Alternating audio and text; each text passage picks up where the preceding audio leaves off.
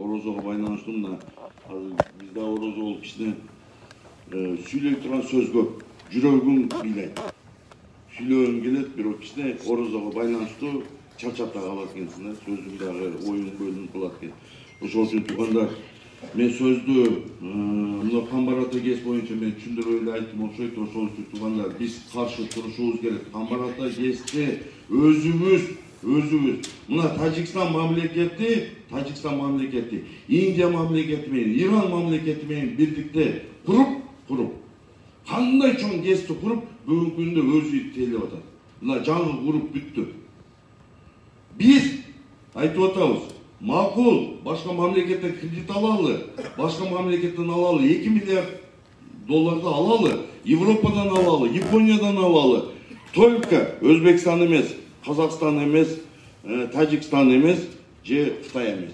Кошуна өлкөдөн албаш керек. Мындай стратегический курулат турган центрди кошуна мамлекет менен албаш керек. Эмнеге дегенде биздин рычагыбыз суунун рычагы, светтин рычагы, келечектеги светтин басым рычагын биз чече албай калабыз туугандар. Бизге башка мамлекет отуруп ал жерде отуруп алып өз чечет. Каласа светтин өчүрүп коет. Мына уундар билесиздер силер. Союз маалында бизде электроэнергияны ушундай кылып бири-бирибизди байлап койгон, биздин тапкан электроэнергия Өзбекстан аркылуу келчү эле Бишкекке, Токтолдон. Ташкентте каласа өчүрүп коет рычагды, каласа көтөрүп коет. Бүгүнкү күндө өзүбүзгө өзүбүз ээ болуп отурабыз, Аллага чечишүү. Ошону да көрө албастан биздин акылдуу азаматтарыбыз Өзбекстан менен тең ата кылып туруп курабыз деп атышат. Бул макулчулук, бул макурттук. Туугандар. Ошол үчүн кайдыгер карабаганыңыздарга Алла ыраазы болсун. Камбар ата КЕС боюнча анан мен азыр ушул сөздү да узатайын. Жер маселеси боюнча биздин ынтымак айыл өкмөтүнөн келген бул жерде аксакалыбыз бар экен. Ошол сөз берип койсок.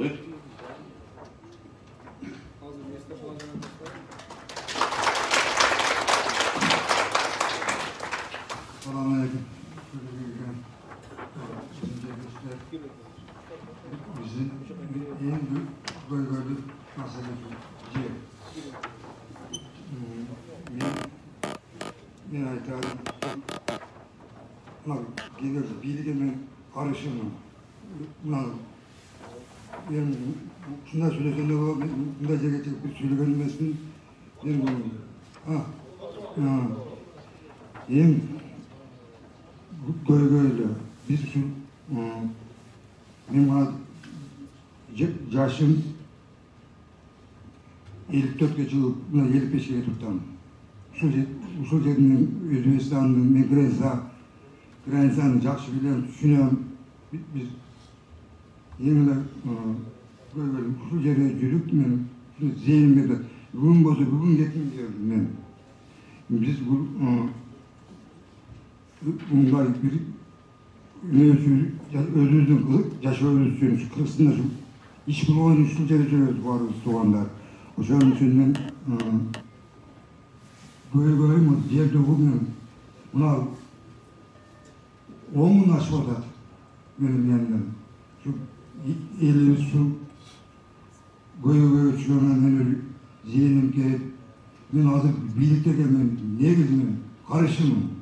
Buna taşı bu umarım oyunu atağı ne vadını düşünüm mü böyle oldu da bizim düşüncelerine buna umarcağını düşünüm da bu tomni koyduk da koyduk dağı bu tomni koydu umar oyunu odat da umar kandı oyunu odat bu tomni biz bağlı kezde oynamamız onun dedi bırak 100 hektar verirdim öyle 50 hektar kaldı şunday bir müminler bu odat da bu ne Правильно,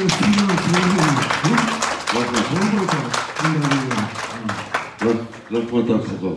Азыркы сөздү Эмирлан деген мырзага берели. Ассаламу алейкум.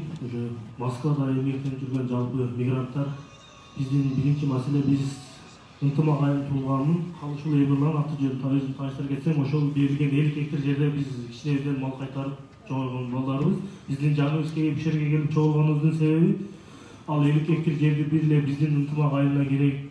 Мындайча айтканда биздин ынтымак айылына зыян эмес, ал 50 гектар менен плотина биздин Ош областынын 4 районуна түздөн-түз чоң таасирин тийгизет, ал жакты берип койсо. Мисалга айтканда мына Шахирхан сай деп бардыгы талашаттан грант алып аткан жери Араван районунун 40-тан ашык 40% жери Араван районунун суугат жери болуп эсептелет. Шахирхан сайдан суу ичет.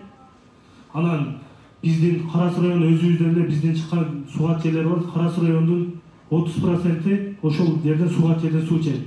Анан өзгөн районну эң Ош областынын эң чоң райондоруна өтө чоң таасир тийгизе турган маселе болуп атат. Ал жерде бир эле биздин ынтымак айылынын 50 гектар жери бизден берилгенин себеби ал жер Өзбекстан бизге берди, өзгөндөн 1050 гектар жер алды. Ол 1050 гектар жер кандай жер? Зеркальный жер деп коет, мындай айтканда суу турган чашканын астындагы жер. Ал эч ким бизге 1 сом 1 грамм пайдасы жок жер. Мындай айтканда суу качан бошогондо ошол жер бизге өтөт. Мындай айтканда зеркальный жерден. Ал зеркальный жер качан бошойт, ким билет, ким бошогон мынанчасына бошотуп алып кетилат деген суроо жок. Зеркальный жер суу азайганда бизге өтө турган жер болуп атат, ал жер өзгөнгө өтө турган 1050 гектар. Ошол 1050 гектар бардык жерин кайтарып берип койсок эле биз жаныбыз кейбейт эле, биздин 50 гектар жер ордунда турса жакшы болот эле. Неге дегенде бизге пайдалуу жер ал. Границаны бөлүп турат. Ол бизде суу сактагыч, ол чоңдон чоң, түздөн түз бизге эң чоң, биздин Ош областына эң чоң, мындай айтканда чоң жоготу ол 50 гектар жер суу менен жер, эң Ош областынын эң сулуу жери ошол жер болуп эсептелет. Ичин суу, таза сууну биз ошол жерден ичебиз. Мындай бизге өкмөт дистилеп суу апарып жекран жеткизип койгон жери жок. Ошол жерден ташип канчеге кайрылып кетет эле биздин жер 50 гектар жер, биз эч качан ал жерден 1 сотиктагы жер бергенге биз каршыбыз. Ынтымак эли бир эле ынтымак эл эмес, ол Ош областы боюнча эң жоготуу жер. Биз ал жерге бергенге түздөн түз каршыбыз. Эгерде ошол жерди берип койгон болсо, биз орусча айтканда до конца турабыз да. Неге биздин биз өзүбүз чоңойгон жер. Мисалга биз эртең биздин ата-бабалардан калган жер ал жер. Эртең биз өзүбүздөн кийинки муунга өткөзүп беришибиз керек. Биз эртең чоңойгондо балдарга алыстан туруп илгери балам биз мына жер эмнеге бизге карайт эле деген сөздөн көрө өлгөнүбүз жакшы жерди бергенче до конца турабыз биз. Качканыбыз алыс. Эгерде ошол жерди колуңардан келбейби, бары ар жерге барып чечип, чай ичип барып нерди бердик, аерди бердик деп барып эле чече турган маселе эмес ал жер. Ол жер мындайча айтканда бир компанияны берген жок, же бир заводду берген жок, бул целый эл турган жерди берет, элди кошуп берет мындайча айтканда. Ошол жерди элге биринчиден элге салыш керек, ушундай жер ушундай болуп атат, берсек болобу. Бул жерде камчек ташып айтат, мен билбей эле берип коюп, билбей эле берип кое турган жер ол. Акылың жетпейби, билбейсиңби? Караба, бер, биле турган адамдарга бер, ошолор чечет. Чечүү жерлерди ушумалга чейин келип, одон чоң адамдар ушумалга чейин биздин бойлук башка келген адамдар акылы жетпей ошол жерге аралашкан эмеспи? Акылың жетпейби, аралашпа. Элге биз жерди бербейбиз.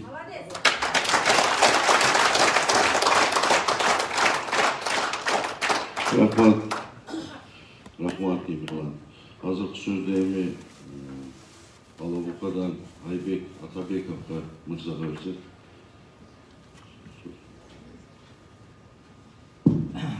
Assalamualaikum, урматтуу бүгүнкү жыйындын катышуучулары.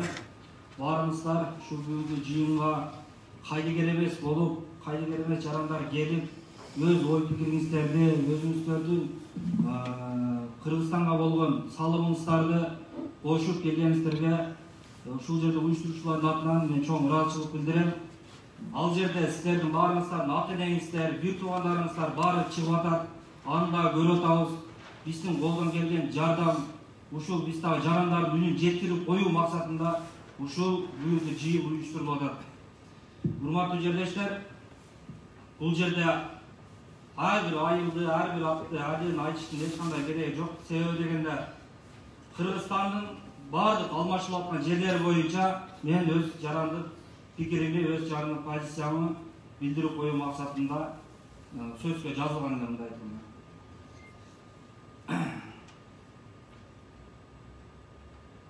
Азыр биз айтсак, дагы айтышат. Kamçıbек Taşиевди кайра айта береби деп. Мен Камчыбек Ташиевдин азыркы жумуш орду эмне кызмат аткарат, ал эмнени чечет деген маселе боюнча сүйлөйүн деп атам. Себеби дегенде Кыргызстандын ичинде болуп аткан баардык көйгөйдү мына премьер-министр деген адам тирүүбү же не экенин эч ким билбей калды. Ал аты турат, Марипурда өзү жок. Бул не деген мамлекет болду? Бул жерде канчалап адам чыгып атат, Кембирбат суу боюнча айтып атат, Баткенде окуя боюнча айтып атат. Туугандар өзүңөр дагы билсеңер керек, ошол жерде Баткенде өзүң жашабаганы менен ошол жерде бир дозуң үйлөнгөндүр, хотя бир аяшың бардыр ошол жерден. Же бир дозуң бардыр ошол жерден. Же кудаң бардыр ошол жерден. Мейли эч ким жок болсо дагы ошол жерде жашап аткан кыргыз жараны го.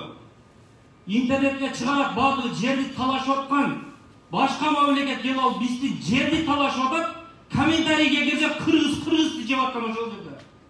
Болбосо ачык айтып чыккыла ошол нерсени. Биз жерди Тажикстанга өткүзүп берейик деп айтып чыккыла деп. Ошо комментарий жазганда башкасына айтып сүйлөсөң эч кимде чыкпайт. Дым жок. Ушунча мамлекетте ушундай нерсе болуп атат. Ушундай көрүнүштөр болуп атат. Туугандар, мындай болуп аткан нерседе өлүп деле бир жол кыз деп кетиш керек эле. Бирок кыргыз отурат, эч нерсе кылбастан. Мен тура эмес маселени айтып атам. Кемпирбат суу сактагыч боюнча бул аксакал түшүндүрө албай койду. Картада көрбөй туруп кам жүрдүм деп айтат ошол нерсе. Мен 100 кеттим деп койду. Ошол нерсени түшүндүрө албай койду. Бул аксакал. Себеби Ташиев айткан сөз ошого алып баратпайбы? Мен ал жерди көрбөй, билбей туруп 100 гектарды макул деп койдум деди. Бул картада кам жүрөт, көрбөй туруп эле, колун көрбөй туруп кеттим деп ошол нерсени айтып атат. Бул мамлекет, бул адамдын жеке менчиги эмес. Бул Ташиев мисалы, мен Ташиевге кайра айтып атам. Ташиев эле ушул нерсени бирге талашып атты, ушул жерде туруп бардыгыбыз. Мыналар кетти, булар жеп жок кылды деп бирге турдук эле. Мен айтып аткан сөздү, мен кайсы сөз айтам? Камчыбек Ташиевдин жумушка отурганга чейинки сөздөрү кайталап атам мен. Мен өзүм оюма токулуп аткан жерим жок эч жерде. Мен Камчыбек Ташиевдин өзүнүн сөзүн айттым. Алапка району боюнча мен алапкалык туугандарга өзүм жерлештериме кайрылам. Орто Токой суу сактагычын айтышып атат. Өзбекстанга өтүп атат деп. Ал жерди себеби эч ким көтөрүп аткан себеби мондай жер ал. Алапка району менен 1-май айыл өкмөтү Чаткал районуна караштуу Сунсар Акмашев бордо деп сай бар. Ал суу Чаткалдан алып келип сайда токтолуп тура турган жер ал. Мындай айтканда Алапка району көтөрүп аткан себеби аны Алапка району пайдаланбайт. Ал жер ушуга чейин. Бирок ал суу Өзбекстанга кирип, агычыл бар жака бизде Жаңшар деген айыл бар, 1-май айыл өкмөтүндө. 1-май айыл өкмөтү бар, 4-бригада деген жер бар. Ошол жерлер Өзбекстандан айланып чыгып, ошол жерде сууга алат. Ал жерде жашоочулар, Алапка район жашоочулары 63 миң шайлоочу бар ошол жерде. Мындай айтканда. Ал жер жөнөкөй жашоочулар жашайт ал жерде.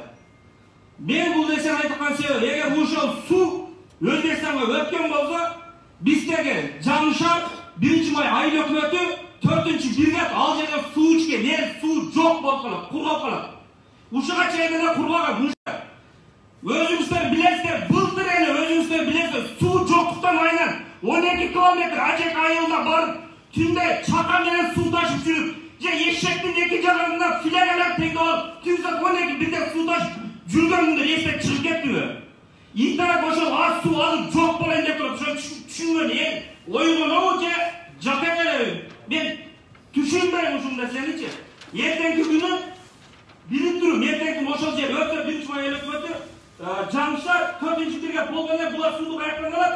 Ажек, Шакафтар, Караүгүр, Советсай, Сунсар, Акмашев пайдаланып атат.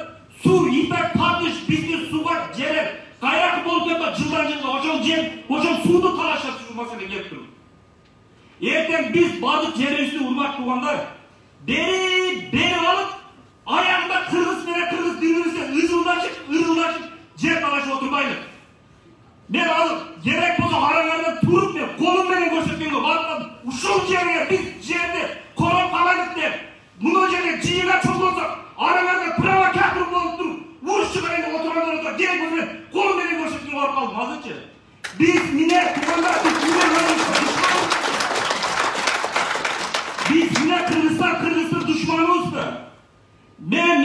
Кыргызстан партиясы, Атажуртун Кыргызстан партиясы алар кечеги айткан.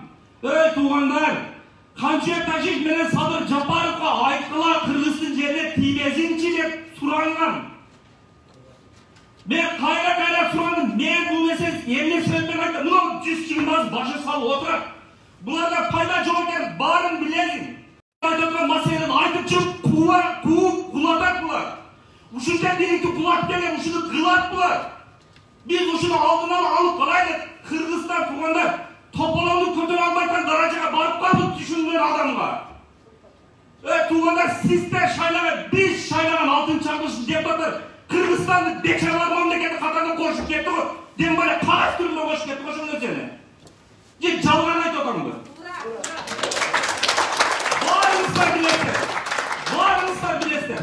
Мен эмне себеп менен биринчи баягыда 120 депутат кетсин деп чыккан себеби эмне себеп менен чыккан? Бул 120 Кыргызстанга жакшылык алып келбеши айны ачык болуп калган. Себеби дегенде уранды барыңыздар билесиздер. Ушу 120 уранды Кыргызстанда ачылышына макулдоо добуш берген, макулдоо берген ушулар болду. Ошол жерде да Кудайга шүгүр кыргыз жарандар бар экен, кыйкырып ызылдап чыгып отуруп алып калдым ушул нерселер. Кайсы адам сип барыңыздар билесиздер, уран казылган жер шамалдын ылдамдыгы кайсыл жерге айдап барса ошол жерге зыян тиет го. Ошол жерде жан жаныбарлар муну билем, мен эмне сөзүн айттым. Менин Алапка районунда болгондо Чаткал районунда Шакафтар деген шаарчы бар. Ошол жерде уран болгон, ал жерде чөп дагы чыкпайт, ал жерге кар дагы түшпөйт, ушундай болуп калган. Ушул нерсеге да ушулар макул беришти го. Эми ошолорду томагыл ушуларды болуп токтотоюк деп чыгып дагы жаманатты биз болуп калабызбы? Кечеде дешик жактабалар чыктык, ушулар кетсине булар тойдук деп чыгып туруп үмүттеген балар. Бул дүйнөмө кошо чыгып тугандар. Канчалаган адам инвалид болду, ошол жерге чыгып. Же міне ошол адамдар чыкты, ошол бул 120 мөөнөт өтүп кетсе да отура берсин. Булар Кыргызстан тарыхында калат деп чыктыбы же ошолор? Же болбосо Сооронбай Жээнбековго экс бага мал бериши керек деп чыктыбы? Мен личный бир нерсени сурап атамбы, же бир нерсе деп айтып атамбы? Кыргызстандын болуп аткан нерсесин айтпайбыз биз. Кайра кайсы жерде ким жаман? Баягы бийикке сөз айткан ошол жаман. Биздин тарыхыбызда болгон, биздин ушу убакка келгенибизге чейин дагы болгон. Бийликтин жанындагылар өзү жектер. Кайра айттым, бийликтин жанындагылар өзү жектер. Биз душман эмеспиз. Биз жаранбыз, кыргыз жараныбыз. Ай бирибиз өзүбүздүн айыбызда, өзүбүздүн бөйгөлөрдү айтып туруп аткан биз кыргыз жараныбыз. Азыр айтыңыздарчы өзүңүздөр. Ташиев көрбөй туруп мен 100 гектар жерди берип мен ал жерде застава да кошулуп өтүп кетти деп айтты. Бул сөздөрдөн көрбөй туруп берип салбай турган ал ким? Жерди көрбөй туруп берип салдыбы? Салганда мен жаран катары Ташиевди отставкага талап кылган акыл барбы? Жаран катары. Өзүнүн жерин мен договорду сатып атса дагы, договорду бирөөгө өзүнүн огородун сатып атса дагы, жок деп малкалардын же кукилеларын көрбөй туруп мага берип дейт. Бул көрбөй туруп берип салат мен жаран катары мисалы принциптер аткан болсом, бар жогон сен кимсиң деп айткан мен акым бар негизи. Неге бар? О, кимдеген көр. Мамлекетте канчалаган карасыздык. Өзгөн туугандар бардымы ол жерде? Өзгөнүн туугандарга анын пайдалуу жери Өзбекстанга өтүп кетсе. Суунун көлөмү түшкөндөн кийин өзүңүздөр билесиздер, мына суу элестетсеңиздер, көлөмү түшкөндөн четиндеги жер мындай түшөт, эч нерсе жаралган. Жарак болуп чыгып калат. Ошол жерге ошолорго шалы эккени мүмкүн эмес. Жок, негизи да. Эми ошого мүмкүнчүлүк туулат, ал суу качан азаят? Ал эч ким иш жок. Ошондо туугандар, биз жаран катары өзүбүздүн позицияны билдире берейик. Мейли бүгүн жаман көрсүн, мейли бүгүн бизди сөксүн, мейли бүгүн бирөөнү алып барканбасын, эртең бирөөнү алып барканбасын. Жарандык позицияны билдире берейик. Себеби Кыргызстанда мына көрүп атасыздар. Түнкү саат 12:01 бозуңду тийишип алып, чоң элер отурат ошол жерде. Отурат. Ошол жерде да Кыргыз тууганда Кыргыз өзүңөрдүн айлаңардан ошол жерде дагы өзүңөргө каршы болуп экинчи итиңер бар ошол жерде дагы. Баарыңар ошол жерде да отурат ошолар. Силер калдыңар деп чыкпады. Бул не деген көрүш Кыргыз бири-бирисин жеп жок кылып ушундай иште. Же мен чыгып алып айттым Ташиев, же Садыр Жапаров, мен муну тарелкам баш салып берчи деп айттымбы же ушул жерде. Же мен бир сурадымбы мага кайта муну мурачымыкты берчи деп сурадымбы же кайта бей. Бит азыр бирөөлөр ойлоп айрым чыгып алып туруп өзүн жанамыз. Мен муну жерге чыкпай деп койдум. Мен өзүм интернеттен болобу, башка болобу билдирсем да боло берет. Бирок жаран катар айда жок болот. Men ötürü başım oraya girmeyin. İnternette de bu arabasına gelecek. Girmeyin de yok cikirmeyin çok oldu. Ve bırak olmayı internetten gözüm turamayız mı mesela? Düşünmen adam hurmatlı cerleşler. Bu cerle birliktin düşmanı. Cevabı bu cerle Kırgızsın düşmanı çok olatan yeri yok. Bu cerle çoğundan her birinden açık ediyorum. Kırgızstan memlekette kaç yerine çağırında çoğundan projede.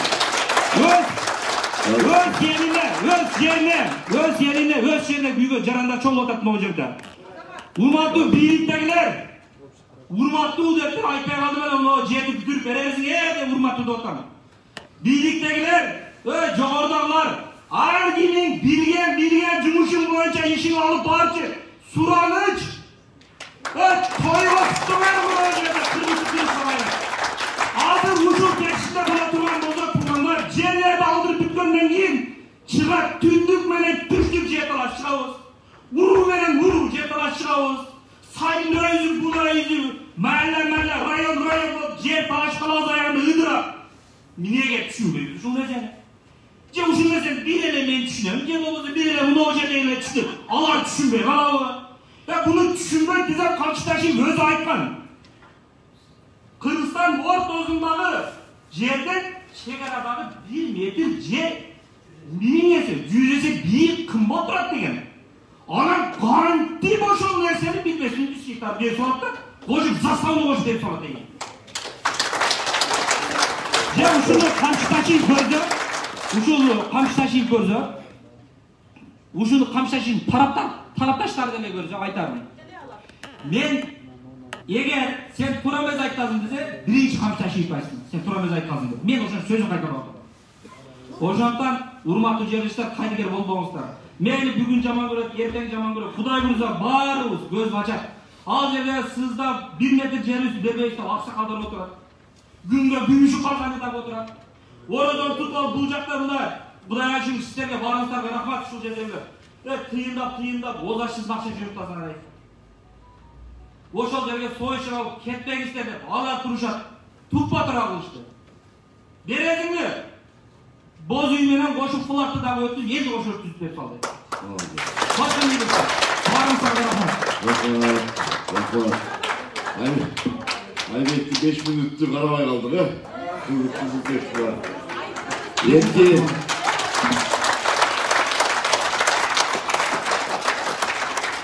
Yetki sözlü bardığızlarıyla tanıştık.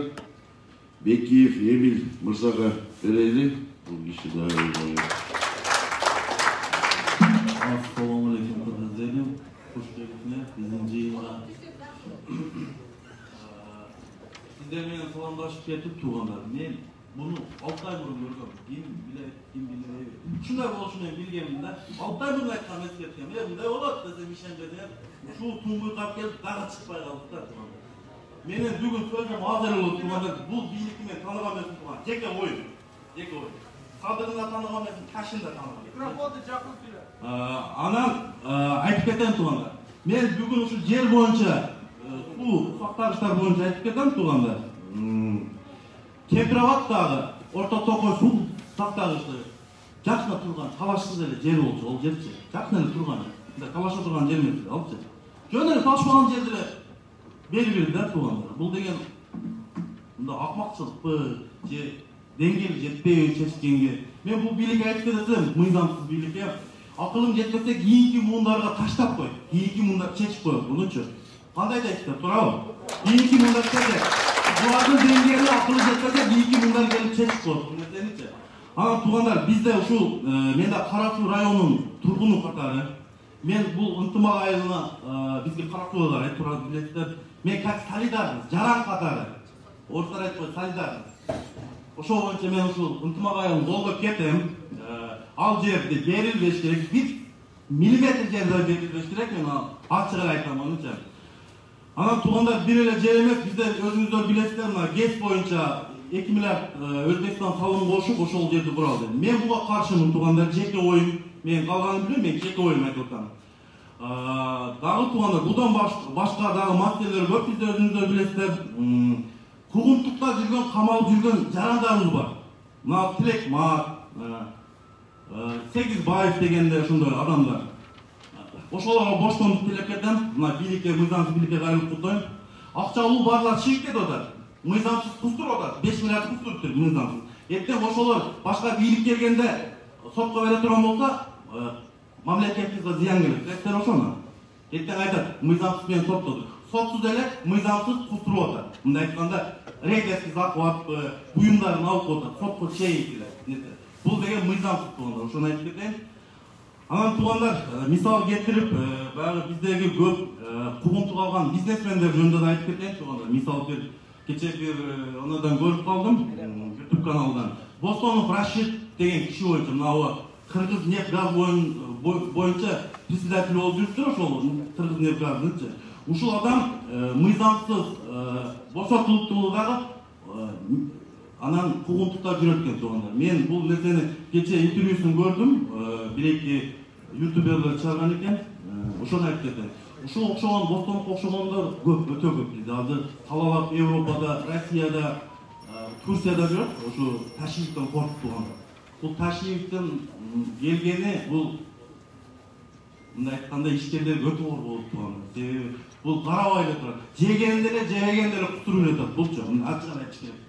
Жеген дагы, жебеген да кутуруп атат. Себеби эми баягы көргөндүн көрбөгөнүн курусун болду да туугандар. Бул ким эле кече Таши? Таши ким эле кече? Өзүңөр билесиңер. Эми азыр ким болуп калды? Анан туугандар, мен сөзүмдү кыска кылып туруп, мына Тилекматка боштондук, Сегизбаевка боштондук, ушул окшогон Бостонов Рашидке окшогон кугунтукта жүргөндөргө жардам берип, мындай моралдык жактанбы, ушундай кугунтук болот экен, ушул мыйзамсыз бийликке кайрылып кетем. Рахмат туугандар. Рахмат, Эмил Мырза. Азыр кийинки сөздү Мырзанын жанында отурган ийгибизге берели. Мен өзүмдү таанышып кетем. Ассаламу алейкум. Мен Кара Суу районунун Сабай өкмөтүнүн ынтымак айылынын тургуну болом. Биз өзүбүз Москвада иштеп жүрөбүз, ушул жакта эмгектенип тиричилибиз ушул жакта. Кыргызстандан мындайча айтканда адам катары ойлонгондо ал талашып аткан жерге бизге пайдасы деле жок. Ошол Кыргызстандын атуу катары бизге пайдасы бар. Бизге тиешеси бар. Кыргызстан атуу катары, Кыргызстан уулу катары.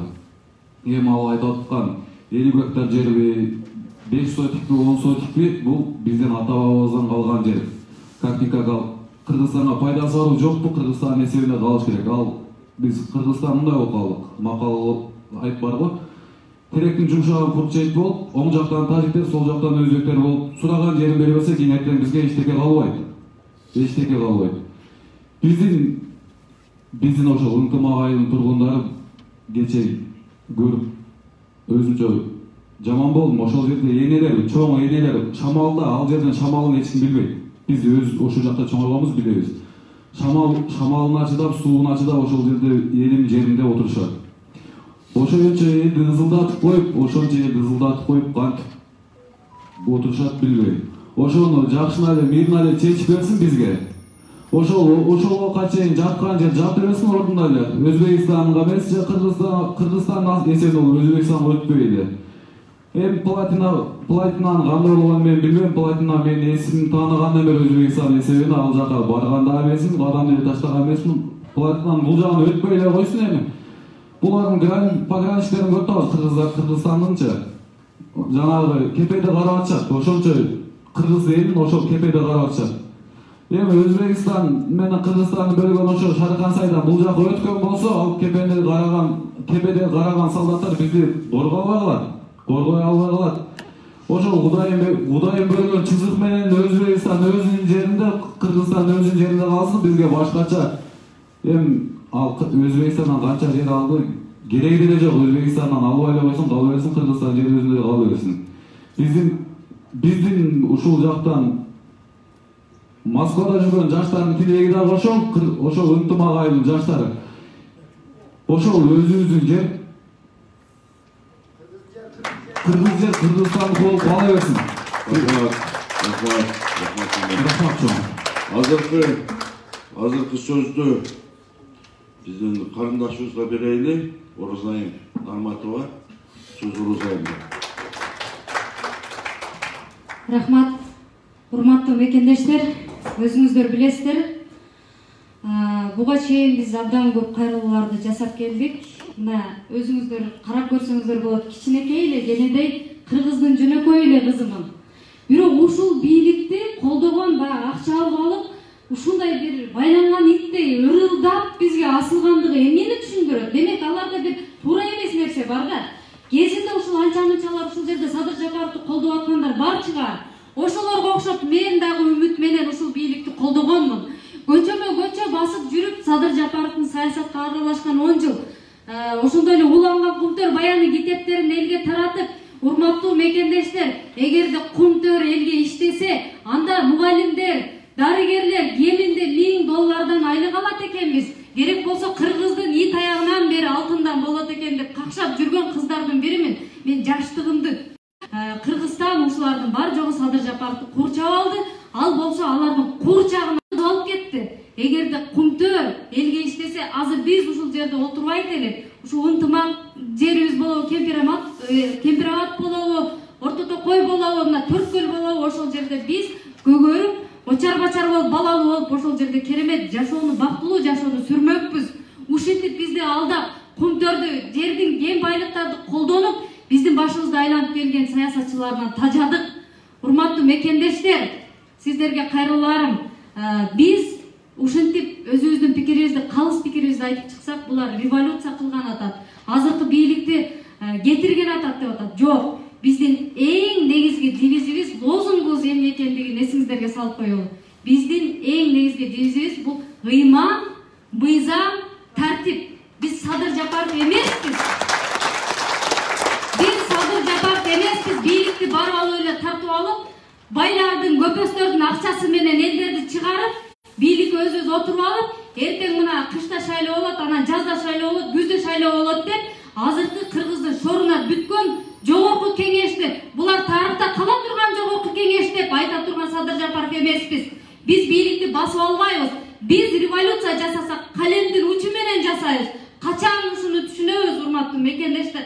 Качан биз бирок бизде Асан Кайгы деген керемет философ болгон. Ошол айткан: "Калкым деп алдына чыкпаса, калыс сөзүн айтпаса, карыяндан не пайда" деп.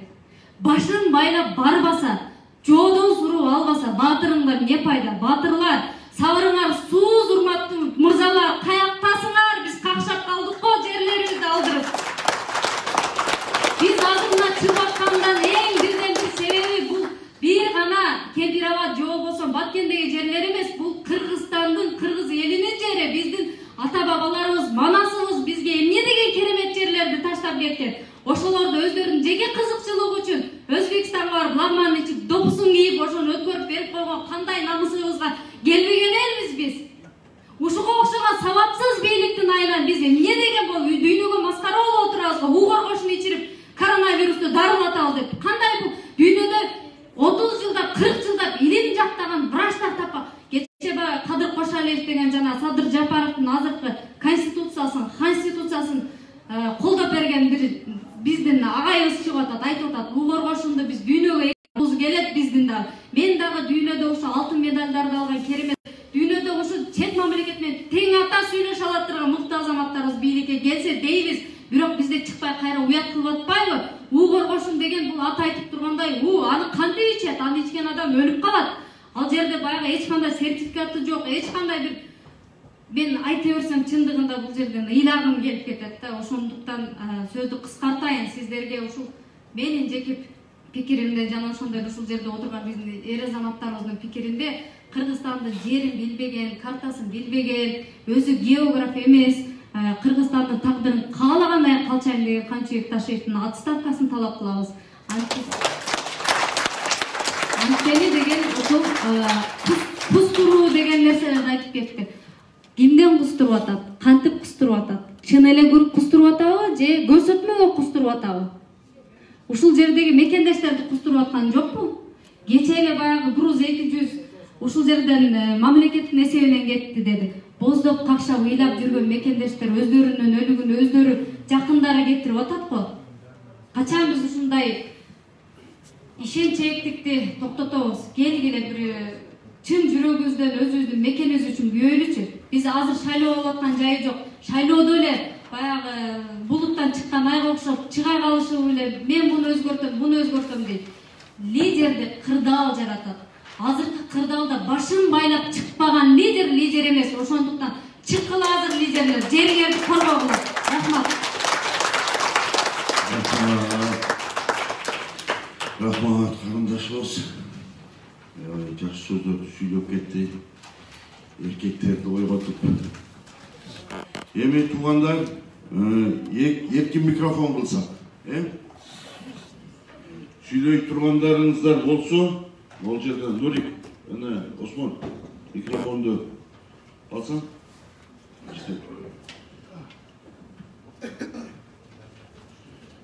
Кимиңиздерде сөз болсо, ой пикириңер болсо, колуңуздарды көтөрсөңүздөр.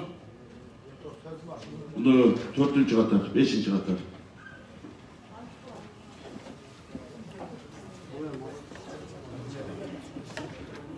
Өзүңөр тааныштырып. Assalamu alaikum, Kırgız elim. Şu bizim vakti işletmeler şu Moskva'da mekenleşler. Şu mümkünçülükten faydalanıp, ben daha şu jarakatlary bir iki söz aytып кетким келет. Ушул биздин мына бийлик башында турганда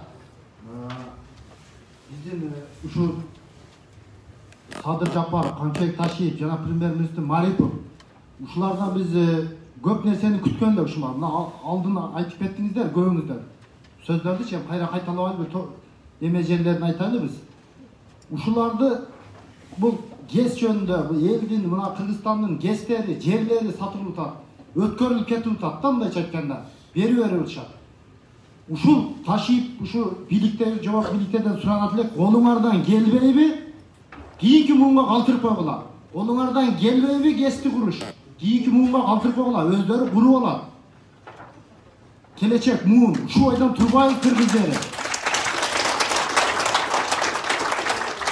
Анан дагы ушул немеден пайдаланып, бу ушундай кыйынчылыкта азыр биз Москвада туруп, кичине болсо акча тауып, өзүбүздү өзүбүз багып атабыз биз. Айылдагы мына жерлерди азыр жаз болуп атат, өзүңөр жакшы билесиңер, жер айдоо, башка айдоо. Баарыңар жөнөтүп атасыңар пулду. Ушу биздин пул менен Кыргызстандын жери көгөрүп атат. Негизичи бийликтен бир неме жок, жардам жок. Ушул малга чейин бизди телевизордон чыгып мактанышат. Айыл чарба мынанча миллион пул бөлдүк, мынанча жерибиз көгөртөт, мынанча үлгөн септик. Жалган мунун баары. Бардык мына эмигранттар үйүңөргө пул салып, жазга айдоону айдап атабыз. Ушул жагынан мындай алганда бул бийлик иштеп атат. Жардамды кустуруп атабыз дейсиңер. Кустурганды элге чекесинен бербесиңерби? Пока күзгө чейин пишичиликка жетип алайлы. Анан ушул биздин мен дагы ынтымак айыл, Кара Суу районунун ынтымак айылынын тургуну болом. Ошол компромат ГЭС дейт, мына ГЭС. Дагы бир сөзүм кошуп кетейин. Бул ГЭСти биз толугу менен беришке каршыбыз. Бул суу алтындан кымбат нерсе келечекте. Буну өзүбүздүн чоң изилдөөчүлөр айтып кеткен. 20 жылдан кийин суу бул алтындан кымбат болот. Айерде суу бар, баскыла деп чет өлкөгө айтып жүрөт. Кармагыла, бермегиле. Чоң рахмат көңүлгө бурганыңар үчүн. Рахмат. Ким сүйлөйүн дегенде эркин микрофон. Assalamu alaikum. Менин атым Муктебек Рахманбердиев, ынтымак айылынын тургуну болом. Assalamu alaikum, урматтуу мекендештер.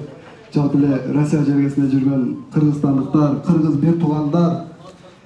Биз негизинен ушул ынтымак айылынын жашоочусу болууну катары мен 25-ке чыктым. Ушул Москвага кече 29-мартта келип отурам. Биз ушул маселе көтөрүлгөндөн бери жүрөбүз ыйлап, жүрөгүбүздөн кан агып отурат. Биз бул жерге ушул авиамоторный ушул залдын ичине бир партияны колдош үчүн же мына Садырды, Ташиевди келсин деп келген жокпуз. Ушул ынтымак айыл тургундары жалпы эле кыргызстандыктар суранып аткан нерсебиз мына интернет тармагынан көрөсүздөрбү? Ушул өзүбүздүн жер өзүбүздө калсын, ынтымак айылында. Чечилбей аткан, ошо чечсин, ошо Тажикстандагы ошо булакты чечсин. Чечилип аткан өзү биз Кыргызстан 70, 80, 60% тоол аймакка киребиз. Түздүк жерлерибиз аз эле. Биз ким айтат эртең көбөйбөйбүз деп? Биз дагы Кытайдай, Россиядай бир чоң өлкө болобуз. Бала чакал болот. Биз дагы элибиздин саны өсүшү мүмкүн. Эң кичине мамлекет биз. Эмне үчүн өзүбүздүн жерибизди өзүбүзгө калтырбай, чечилбей аткан, талаш болуп аткан жерлерди чече албай эле жөн жаткан, тынч, элдин тынч эле жаткан жерди чечесиңер. Мен ошо жалпы эле бийлик өкүлдөрүнөн суранып кетем. Ушул ынтымак айылындагы 50 гектар жер эмес, 50 сантиметр дагы жер бербешиңиздерди суранабыз. Себеби дегенде биз өзүбүз билебиз, мына ынтымак айылын жалпысы эле билет, ошол 50 гектар бериле турган жерде биз мал багып чоңойгонбуз. Сайдын аркы бетинде өзбек туугандар болсо, берки бетинде кыргыз туугандар, ошо сай бөлүп турган чакта дагы биз таш атышып ошолор менен урушкан күндөбүз болгон. Кудай сактасын, эки элдин достугу үзүлбөсүн го, бирок 50 гектар жер таптакыр берилбесин. Мен суранычым ушу, талабым да ушу. Рахмат. Дагы кимде болжок Нурбек? Тааныштырып кетсеңиз. Саламатсыздарбы? Мен өзүм Караулжа районунан болом, Быймырза айылынан. Куш келипсиздер бүгүнкүгө. Мен макул эмесмин. Ташиев Камчыбектен ушундай бир даражадагы чоң ийгиликтерге жетишем деп алданып атканына, элдерди кошуп алдап атканына. Ушул жердеги эр азаматтардын ар бир уктап аткан ушул уйкунун алдында жатып, өздөрүн кыйнап ушунча журтка келип, адал күчтөрүн сатып, же жалган айтып атамбы? Адал эмгектериңер менен ар бир арыкты чаап ошол үйүңөргө жеткирген өзүңөрсүңөр. Ошол суудан ичип аткан өзүңөрсүңөр. Адамдын ар бир эмгегин баалаш, ал өзүбүздүн укугубуз жеке. Анткени биз өзүбүзгө өзүбүз адам эмеспиз, бирок биз мамлекетке баш ийген адамбыз. Бирок ар бир инсандын бир дагы укугун тебелеткенге жол бермейбиз. Ошон үчүн мен суранам, Садырдын ар бир кылып аткан иши 6 айга чектелген. Өмүрүмдөгү укпаган сөз мен ошол Садыр Нуркожоевдин өз оозунан уктум, бул да интернет тармагынан алынган.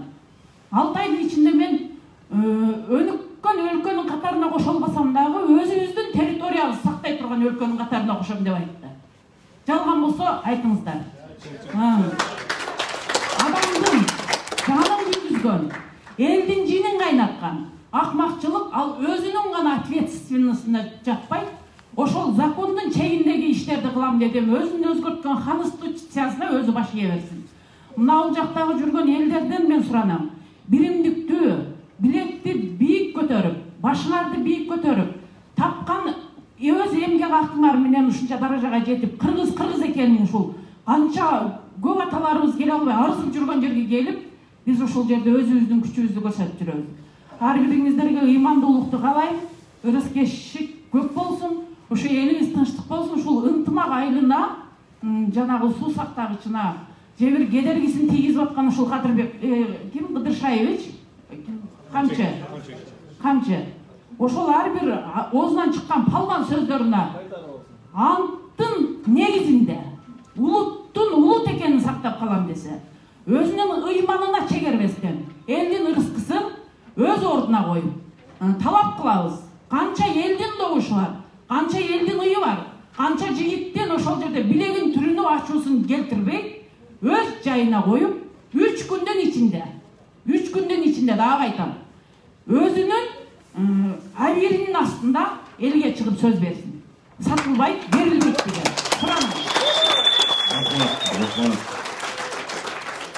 Rahmat. Daha kimler söyleyin deydi. Üçüncü katar ortada.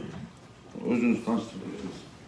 Ben Nurbek Alayev, Özgür rayonundan bulan Uşak ayından. Hazır bu çegara masalesi boyunca neme kılganda Kamçыбек Ташиевдин өзү отурган орду туура эмес өзү негизичи. УКМК дейт, УКМКнын чегара кызматын бириктирип койгон өзү. Мурун чегара кызматын башка болчу. Райымберди Дүйшөнбиев деген болчу. Билесиңерби? УКМКда Эдил Сегизбаев билет? Да, ошол болчу. Ошондой анан мына Тажикстандын президенти Эмомали Борух алмашпайт деди. Борух алмашпайт деди. А биздикилер баарын алмашканга даяр. Даже сатверенге да даяр. Ошондуктан өзү негизи алмашпаш керек. Нааразыбыз. Биз да мисалы Кемпирабад суу кеткен күндө дагы жер эртең айтышы мүмкүн. Бул жер Кемпирабаддын суунун астында кеткен неме сууда суу кеткен менен жер калган жер Өзбекстандыкы десе биз эчтеке кыла албайбыз.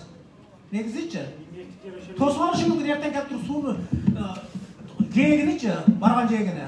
Андан кийин суу кеткенден кийин кайра Өзбекстанда калат суу жер бош жер. Ошондой. Rahmat. O daha çok.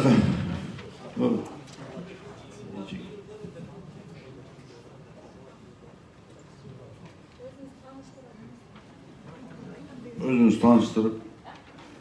Assalamu alaikum, урматтуу ушул чогулуп келген молу мусулмандар, барыңыздардан ушул бүгүнкү жана келип жаткан Рамазан айыбыз баарыбызга куттуу болсун. Ошон үчүн келген кадамдарыбызга Аллах Таалам өзү ыраазы болсун. Мен өзүмдү тааныштыра кетсем, Жылдыз Жумаева, өзүм Атбашы нарындын кызы боломун. Чүйдүн келини болом дегендей. Баягы айткан сөз бар го, бир уйдун мүйүсү сынса, миң уйдун мүйүсү зыркырайт дегендей.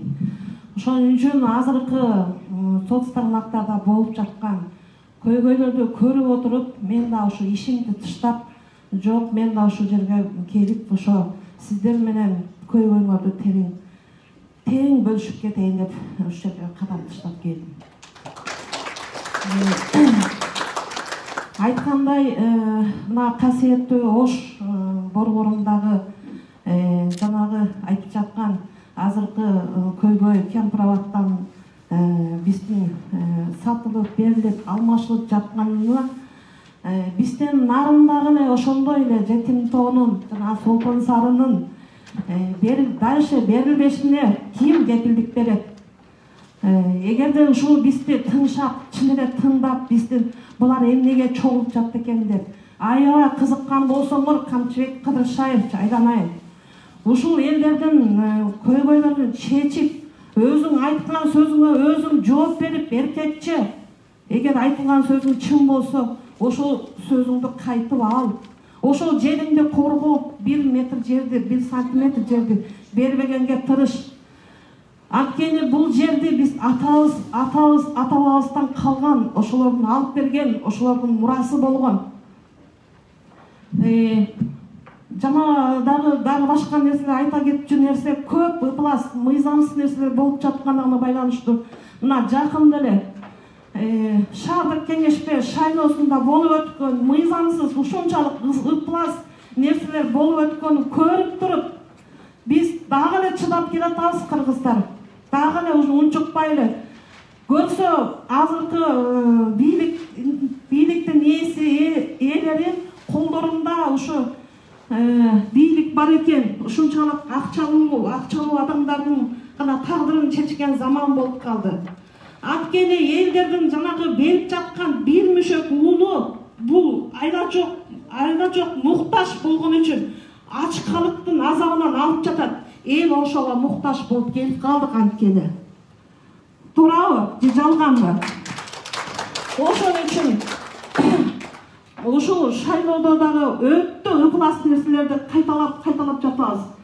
Эмне үчүн эле ушу аялдар дайым эле ушинтип өзүнүн ичиндеги нерсесин айтса дагы, ушу шайлоодо болуп жаткан ыплас нерселерди айтып келсе дагы ушунча эр азаматтарды көрүп алып ичиң күйүп кетет. Ошо бир мүшөк уңду алып келсе сүйүнүп ошого батасын берип жатат, ошол партияны мактап. Эмне үчүн ошо мен мисалы үчүн менин үйүмдү айланып өтөт. Ошо берүүчүлөрдүн баары эмне үчүн албаймын? Анткени ошол биздин астыбыздагы болуп жаткан мына балдарыбызга, небелерибизге биз не деп айтабыз кийин? Ошону туура түшүнгүлө. Ушул ыкмас нерседен болгон мыйзамдуулуктун баары ушул жерден чыгып жатпайбы айланайындар? Ошон үчүн терең ойлонууга уже мезгил келди. Шайлоо деле керек болобуз, эл ошого шайлоо да керек. А эмне үчүн азыркы боз үй тигип жаткан кемпирлер отурат ошол жерде ала кийиз төшөп коюп. Ошолор эмне үчүн ошолорду элдеп, ошолордун сөзүн эмне үчүн укпайт? Ошол урматтуу. Рахмат. Рахмат экен, Алла разы болсун. Жатыр. Микрофон берилет. Өзүңүз. Саламатсыздарбы, туугандар. Мен дагы жарандык активист катары ушу президентке кайрылуум бар эле. Президент мына ушу шайлоодо бир семьяларды экиге бөлүп койду. Бири-бирине жаман көрсөтүп. Кыргыз элини экиге бөлүп койду. Бири-бирине душман кылып. Ошолорду эми эмне эки өлкөнү душман кылгысы барбы? Ошону алдын алып, кан төгүүнү алдын алысын каалаймын мен дагы. Ошо адамдарды ошо кан төгөбүз. Неме, ал өзбектерди силер билбейсиңер, биз өзбектерди иштетип эле жүргөнбүз. Ошо өзбектердин ниеттерин билбейсиңер силер. Алар биздин садыр президентибиз башка неме көлдө болсо биз чек арада жашаган адамдарбыз. Ошо өзбектерди иштетип эле алардын ниеттерин билбейсиңер силер. Ошон үчүн мигранттардын көйгөйлөрүн дагы угуп коюңуз. Неге дегени мигранттар багып атат азыр кыргыз элини. Мигранттар акча салбаса банктар иштебейт. Базарларда продукталарды мигранттардын акчасына алынып атат. Бензиндерди ошо базарга барганча бензин куят, же таксилерди иштетип атат. Ошо бардыгы мигранттын акчасы менен болуп атат. Ошо мигранттарды угуп коюңуз. Ошон үчүн бул бийликтин арам ойлоруну, ниетини бардыгы эл билип калды. Эми ошого бардыгыбыз каршыбыз. Ушу бүгүнкү жыйынга келгендерге бардыгына ыраазычылык, уюштургандарга дагы. Рахмат. Ким?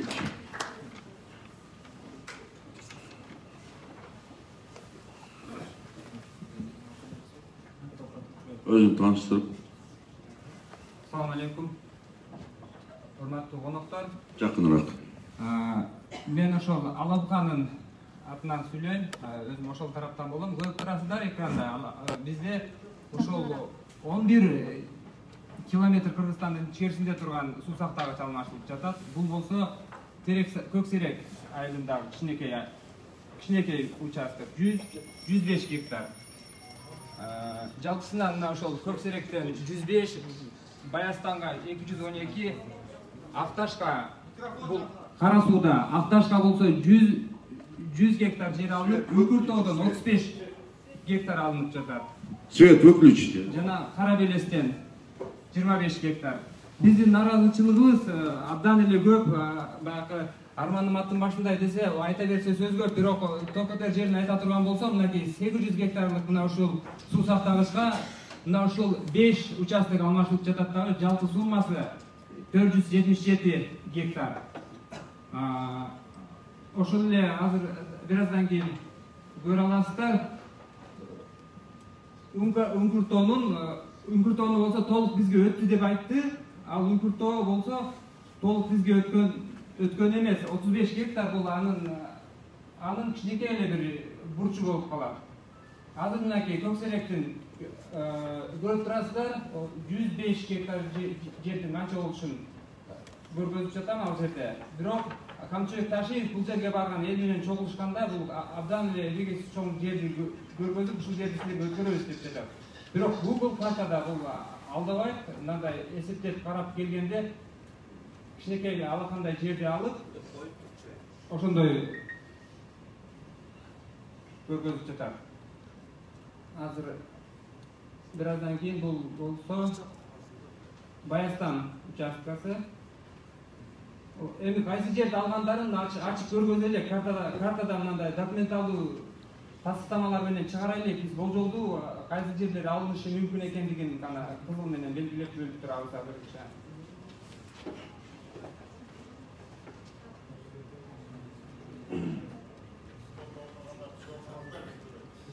Мынакей бул жерде ошол айлана менен көргөзүлүп жатат. 212 гектар жер канча аянтты түзүшү жөнүндө.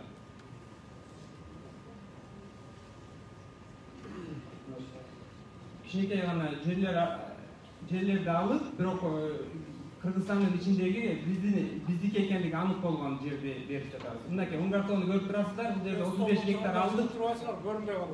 35 гектарды алдык деп атат. Мынакей көрүп турасыздар, 35 гектар айлана менен гана болжолдуу көргөзгөндө канча экендигин. Мынакей тоону толук бизге өттү дегендиги жалган. Мына ушул жерде көрүп турасыздар. Күнгөй тарабы Өзбекстанда ошол чогуну талашып келген экен. Менимче ошол чогуну гана Кыргызстанга алды, негизинен Үңкүртөө толук бизге өттү деген жалган. Бизге көрүнгөн тарабы гана бизге өттү. Биздики бойдон калды.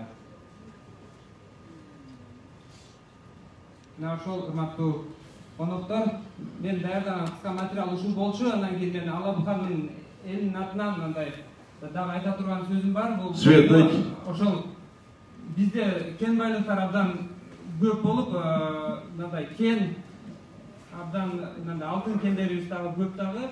Андан кийин казактын акыны дагы баягы Алабука деген бул Кыргыздын алдын кампасы экен деп ырдап өткөн эле Балгынбек Имаш. Ошол кендерибиздин бири миллиондогон долларга сатылып лицензиясы. Анан кийин Алабукага эмес, ошол Кара суу базарына товарларды жеткирүү үчүн ошол Ош Эркештан жолунун курулушуна жумшалган эле ошол акча. Мына эми болсо биздин берилип жаткан 800 гектар жерибиз дагы ошол башка Кыргызстандын башка аймактарына берилип, жергиликтүү элге 200 гектардын тегерегинде гана жер алынып жатат. Мына ошол урматтуу. Рахмат. Муралы Алабука боюнча кичине түшүндүрмө берип кеттиң. Дагы ким? Нурбек, өзүң сүйлөйсүң. Ассаламу алейкум, урматтуу кыргыз элим, амансыздарбы? Барыңыздардын орозо айыңыздар менен коеюн.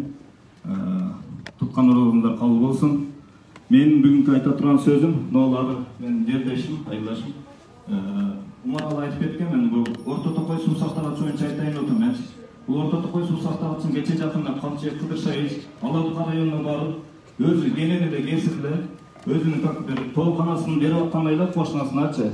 Мына, мондай кылып эле деп туруп, колу менен гана чимелеп көрсөтүп берип койду. Ага, биздин эл, Маңыроо эл, чынында мына алкалыктар бар болсоңуздар айтыңыздар эгер. Чынында ал жерде ун чукпай, макул бериңиз, биз ыраазыбыз деп гана колдоп коштоп, кол чалып узатып коюшту биздин эл мына. Мен ошол Алабукадан болом. Мен бул нерсеге нааразымын чынындачы. Алабука мисалы Камчы Кыдыршайычтын атасынан же Садыр Нуркожоевичтин атасынан алган жер эмес. Ал суу дагы атасыныкы эмес. Ал Орто Токой суу сактагычы биздин Алла Тааладан берилген бир билсек, ал жерде чоң-чоң бир баягы пайдалуу жактары бар, алтын жана башка бул гендер эле эмес бул жерде. Суунун өзү деле бизге чоң салымдуу, өтө чоң кен байлык да Кыргызстангачы. Бул кен байлыкты сактап, бизге бир эле кен байлык же алтын же жер же суу эле эмес. Биз Кыргызстанды сактап калыш үчүн ушул сууну сактап калышыбыз керек. Бир эле Орто Токой суу сактагычы же Баткен же Кемпирабад эмес, ар бир биздин бир карыш жерибизди биз ар бир кыргызстандык өзүбүздүн же алабукалыктар эмес, же өзгөнүктөр эмес, ар бир кыргызстандык сактап калыш үчүн каныбызды төккөнгө да даяр болушубуз керек. Бул Камчы Кыдыршайыч менен Садыр Нуркожоевич баягы ала допузу менен сар чапанына ишенбесин, ачыгын айткандачы. Ал нерсени кийип келип, бир табак самсыз менен бир пловун жегенине, бир табак плов менен бир самсызын жегенине биз кызыктар эмеспиз. Бизге Кыргыздын жери керек. Ошол Кыргыздын жерин кайтарып алыш үчүн биз бул бийликти сындырууга дагы, бүгүп жок кылууга да даяр турушубуз керек. Биз ар бир мен кыргызстандык жарандардан суранам ушул нерсени. мен бул жерде реформатор эмесмин же башка эмесмин, Кыргызстандын жаранымын. Алапка районундагы мен ар бир карыш жерим үчүн мен күрөшкөнгө даярмын. Мен бул убакка чейин дагы айтып келгем. Ар бир сөзүмдү дагы айтам. Камчыбек Кыдыршаевич, УКМКда отурасызбы? Садыр Нуркожоевич, президенттик такта отурасызбы? Мага кызыгы жок, чынын айткандачы. Себеби сиздер адамсыздар, адам бойдон калыңыздар, адам болуп өлөсүздөр. Ошол адамдык гана парызыңыздарды аткарыңыздар. Ал бийлик сиздердин колуңуздардан кетет. Кантип келген болсо ошентип кетет. Себеби сиздер арам жол менен келдиңиздер. Арам жол менен кетесиздер, болду. Мен сиздерге ошол азыр эскертүү берем. Кыргызстандын жерлерин кайтаруу тез аранын ичинде кайтарылсын деп. Если кайтарылбаса, чындыгын айтканда биз Алапка эли эмес, бардык аймактар көтөрүлөт. Бул себеп жөн эле Садыр Нуркожоевичтин бийлигин кулатуу үчүн эмес.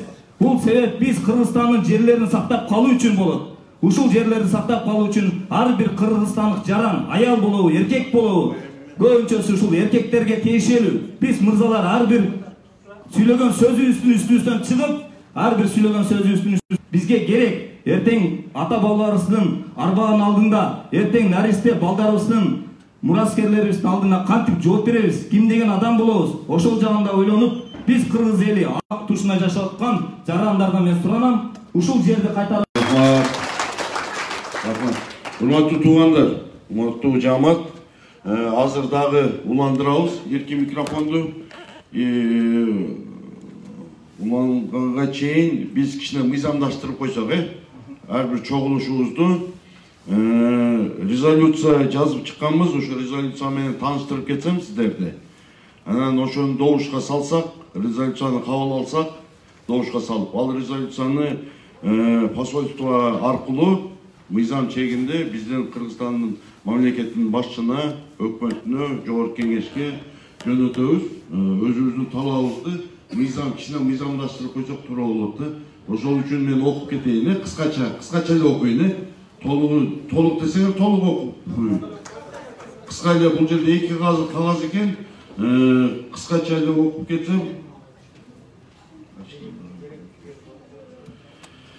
Россия Федерациясында жашаган биз мекендештер 2021 жылдын 18 апрелде Москва шаарында авиамотордун 10 дарегинде жайгашкан жыйындын залында өткөн чогулушка видео материалдар бар, кабыл алынган резолюция.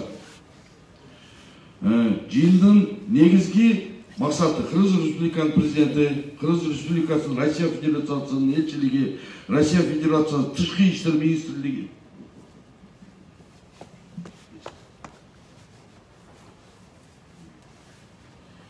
Кыргыз Республикасынын өкмөтүнүн, кыргыз коомчулугунун, эл аралык жана Кыргыз Республикасынын маалымат каражаттарынын көңүлүн Кыргыз Республикасынын чегинен сырткары жүргөн жарандардын конституция белгилеген жарандык укук пайдаланып Кыргыз Республикасынын жерлерин Өзбекстан мамлекетинин берилет деген мыйзамсыз жана элдин макулдуусуз айтып жаткандыгына каршы экендигибизди билдирүү.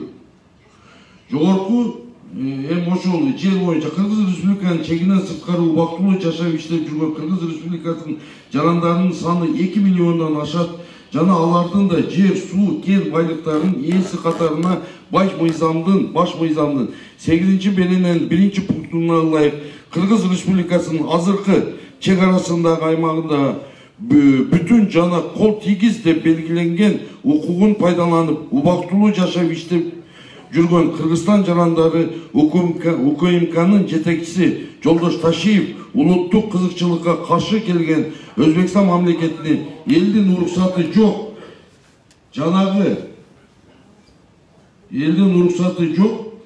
жанагы плотинанын эң аягында башындагы 50 гектар жерди булар сурашты. Ошол плотинаны барып тейлей турган жол бар экен. Мен чынын айтканда барып көргөн жокмун. Биздин мамлекеттик каттоо кызматкерлери айтышты, плотинанын бир учу биздин жерге жайгашкан калган экен. Ошол жерден булар 100 гектар жер сурады эле. Мен башында чынын айтсам билбей берип коюпмун.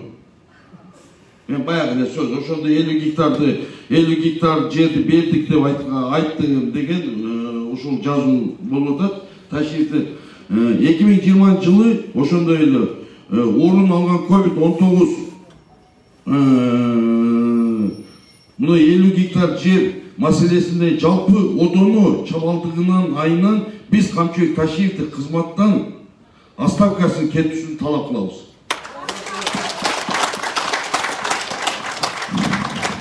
Экинчиси, 2020 жылда орун алган COVID-19 пандемиясында кесепеттен турмуш шартыбыз оорлошуп, Кыргыз Республикасына баруу татаалдашканына байланыштуу санариптик жол менен өз пикирибизди айтып, жарандык укугубузду пайдаланып, баш мыйзамга жазылгандай мамлекет жер, суу жана кен байлыктардын ээси эл экендигин эске алып, биз койгон талапты 3 күндүн ичинде чечип берүүсүн талап кылабыз.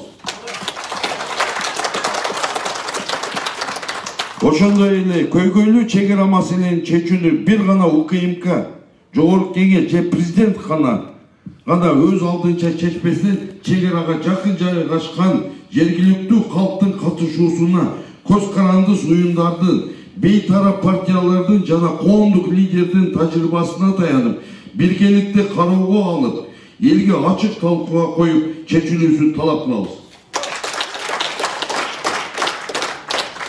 Жогоруда коюлган талаптарын аткарылбаса, азыр бийликтин кыргыз элинин бириндигин, кыргыз жеринин бүтүндүгүн сактай албаган үчүн чет жерде жашап, иштеп жүргөн миллиондогон жарандар Конституциянын гаранты болгон Кыргыз Республикасынын президенти Кыргыз Республиканын жарандарынын эмес, мамлекеттиктүү бошондоткон бир уч топтук кызыкчылыгы үчүн иштеп жатканын аныктаарын белгилеп, кызматтан кетүүсү үчүн петицияга кол коюп, импичмент жарыялоого демилгесин көтөрүүгө жалпы кыргыз журтчулугуна чакырабыз. Эми ошондо резолюцияны туура бардыгыбыз түшүндүк. Биз азыркы коюп аткан бүгүнкү чогулушубуздун основной маселеси бул жер, суу маселеси болчу. Биздин урматтуу УКМКнын жетекчиси өзүнүн деңгээли эми ал Ташиев Камчыбек Кыдыршаевич адам катары жакшы адамдыр, бирок УКМКнын жетекчи катары, профессионал эмес катары туура эмес чечкиндүү биздин мамлекетибизге зыян келе тургандай кылып чечкен аты жөнүңүздөрдү жазып, ушул жерде чыйып кетип атканда кол коюп койсоңуздар. Туура эле ону ошондой? Рахмат, резолюцияны анда добушка, мындай добушка салып койбойлубу? Ким каршы, ким макул? Бул жерде жалпы ким макул? Кетсин дегенге. Ким каршы? Каршы жок. Болду. Анда барды мындайча айтканда единогласно кабыл алынды. Муну эми бардыгыбыз чыйып кетип атып, азыр могул жерде биздин активист балдар барды кол койдурат сиздерге. Фамилияңыздарды жазып, атыңарды жазып, кайсы жерде кол коюп койсоңуздар, мыйзам чегинде кичине мыйзамдаштыралы ошоңуз туура келет. Эми кийинки сөздү дагы ким сүйлөйт? Эркин микрофонду баштайлы. Койсок кете турган экен, макул. Ассаламу алейкум, урматтуу мекендештер, урматтуу теңдештер туугандар. Рамазан айында куту берекелүү болсун, тапкан орунуңуздар кабыл болсун. Урматтуу туугандар, мына биз жыл революция болгон сайын ушул жашообуз өнүгөт деп дайым элдин үмүтү алдыга умтулуп келчү. Мына өзүбүз чуркалып жүрүп, биз ушул мурдагыларды сатып ийди, жебепти деп ызылдап жүрдүк эле. Эми бүгүнкү күндө мына эки аксакал бийликке келгенден кийин мына булар коркпой эле, үрпөй эле мына макулдашуу иштерин кылып баштады. Эми туугандар, Өзбек дагы биздин диндеш бир тууганыбыз, Кыргыз дагы биздин диндеш бир тууганыбыз. Болгону булардын кесепети эки элдин баягы 2010-жылдагыдай ош коголаң болгондой, эки мусулманды кырып өлтүрүп таштагандай уруш чыгып кетпестиги үчүн алдын алып, ушул элибизди ар бир жери, ар бир секунду, ар бир кадамы, ар бир карычы ошол бойдон калсын деп биз талап кылабыз. Мен bir вактарда ушул Садыр Жапаровду түрмөдө турган учурда Facebook'tan байланышып сүйлөшүп турганбыз. чыксак Кудай буюрса кыргыз үчүн жаныбызды каныбызды аябайбыз деп сүйлөшкөнбүз. Бирок бүгүнкү күнгө бийликке келгенде мурдагылар, мисалы үчүн Сооронбай Жээнбеков, Атамбаев, Отунбаев алардын башын жеген парламент бүгүн дагы буну дагы курчогуна алып өзүнүн колониясы кылып баратат. Урматтуу туугандар, биздин мамлекет демократиялык, укуктуу мамлекет. Ушул демократиялык, укуктуу мамлекетте биздин жарандардын укугу тебеленбестик керек, ушуну талап кылабыз. Жана активисттердин укугу тебеленбеш керек. Жана блогерлерди тыйбаш керек. Анткени бул демократиялык мамлекетте бүгүнкү журналисттер, бүгүнкү мамлекеттин көз карандыгында болуп калгандар кээ бирөөлөр бир партиянын жемин жеп калат экен. Кээ бирөөлөрү бир саясатчынын оозун карап калат экен. Кээ бир бай саясатчыларыбыз эмне кылат экен десе, өзүнүн журналисттерин ат баккандай таптап бактырып ошонун сөзүн гана сүйлөтөт экен. Биз блогерлер бүгүнкү күндө, мен Кыргыздын бир Алабука, мына Жалал Абад областы Алабука районунун Көксерек айылынан болом. Мен коркпой, үркпөй ушу YouTube каналыман дин болсо динин сүйлөйм, шарият болсо шариятын, саясат болсо саясатын сүйлөп келем. Анткени мен демократиялык мамлекетте укуктуу эркин блогермин мен. Мына ошондуктан мен ушул блогерчилик бир Кыргыздын атаулуу катары суранамын. Эли журтубузда ар бир кадам, ар бир карыш жерибиз өзүбүздөй болуп калсын. Ансыз деле биздин мамлекетибиз Кудайга шүгүр суу менен, геси менен, алтыны менен бассак, алтындын үстүндө басып жүргөн эл, бирок монтип ар бир мамлекетте самсалап, квартира көчүп, айлыгын ала албай, балдарынын мурдунан сууну агызып, ушинтип кор болуп жүргөнүбүз биз үчүн өтө чоң өкүнүчтүү туугандар. Муну эске алыңыздар. Биз качан өзүбүзгө келебиз десе, ар бир кыргыздын эркеги ойгонсо, динин түшүнсө, Кудайдан корксо, жоопкерчиликти билсе, мына ошондо жер эмес, абаны ойлоп берип калат, абаны.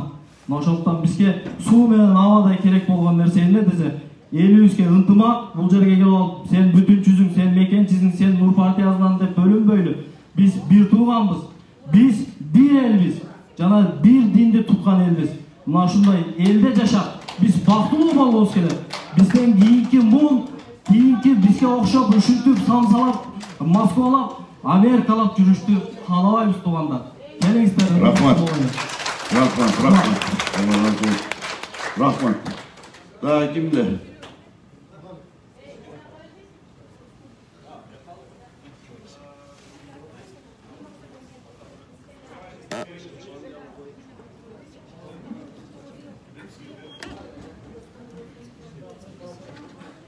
Assalamu alaikum.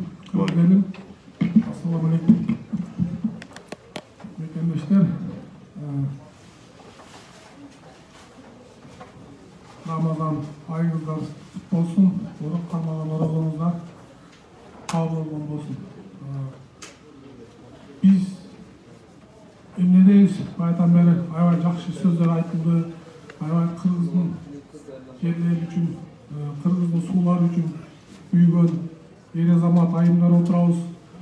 Ушулардын бардыгы жөн келип ойноп же болбосо бирөөнү немесинен кетсин деп келип аткан жерибиз жок.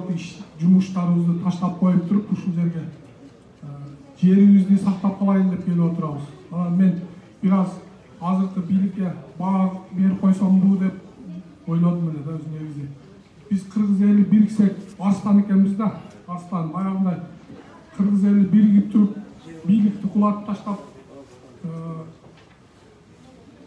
бир дагы бир арстандын главарына бердик ушул немени, бийликти, мамлекетти арстандын колуна бердик деп сүйөө болуп атат да, буларчы ошо чөө катары болуп калат. Эми орусча айтсаң шакал, орозонун күнүндө бирөөгө акарат келтирбейин деп ойлодум эле. Айла жок айтышка туура келип атат.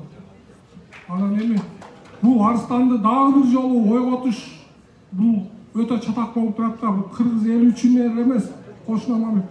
Мен ушул экөө келгенде ушул жерде мына балдар билет айттым эле. Булар түндүк түштүк согуш кылганы калды депчи. Азыр наоборот түндүк түштүк калып эле өзбек, кыргыз, тажик, кыргыз согушун кылганы калды да туугандар. Ушуну биз ушул моментинде токтотуп калбасак, кийин өтө чатак болот, аягы жаман болот да.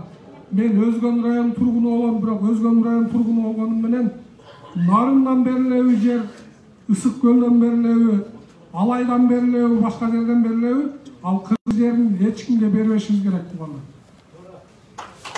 Биз келечек мурундардын алдында баш көтөрүп жүрүшүбүз керек. Келечек небере чеберелердин алдында жооп бере турган болушубуз керек да. Ошон үчүн туугандар, бүгүнкү келгенибиздин себеби ушул. Бир гана Камчыбек Кыдыршаевич, эми аны мен Камчыбек Кыдыршаевич деп айткандан деле неме болуп калдым, камчы деп эле койсом да болот да. Чын Камчыбек Кыдыршаевич деген неме урмат сыйга жакпай калып атат да. Бул кишинин кылган кылыктарычы. Анан колуңан келбейби кетиш керек. Колуңан келбейби кетиш керек.